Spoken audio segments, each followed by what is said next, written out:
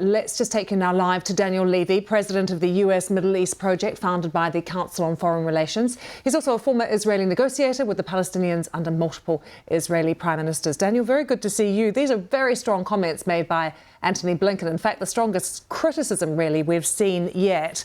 Do you think in any way it's going to change what's happening on the ground? It's going to change what Mr. Netanyahu thinks at the moment? Well, the gap that Secretary Blinken apparently refers to is big enough to have created a graveyard for 7,000 Palestinian children so far.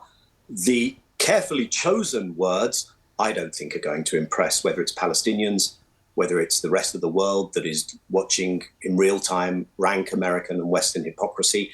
Most importantly, and to answer your question, Lucy, I don't think it's going to impress the Israelis, no, because words and policy have to be aligned. And if the American policy, which is what the Israelis are experiencing, is to appropriate funding for Israel's war, provide weapons for Israel's war, make sure that when there is a discussion at the United Nations Security Council, if there's any meaningful resolution, America vetoes it, and for the US government to continue parroting key Israeli propaganda, talking points and disinformation, as long as that's the case, then I think the Israeli leadership will feel very comfortable that they have a lot of running room left to continue with the killing, whether in southern Gaza or elsewhere, and to exacerbate this humanitarian catastrophe. Daniel, the US give billions of dollars in aid, though. That is one tool that they have. Is it time that they started to use that as a way of trying to change things?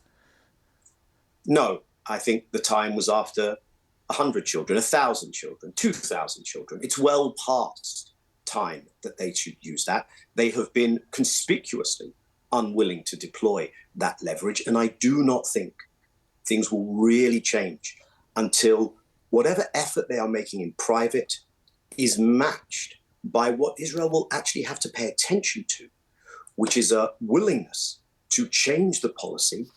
Things are only going to get worse otherwise. You're also, by the way, not going to get the hostages out, which is another dimension of this. So if we want to have a permanent cessation, then the pressure inside Israel, by the families, for instance, the pressure the rest of the world is saying this can't go on, will have to be matched by an American position which no longer indulges the mass killing of civilians. And I think it's a disaster for America as well, by the way. Daniel, always good to get your thoughts. Thank you so much for joining us. Daniel Levy there.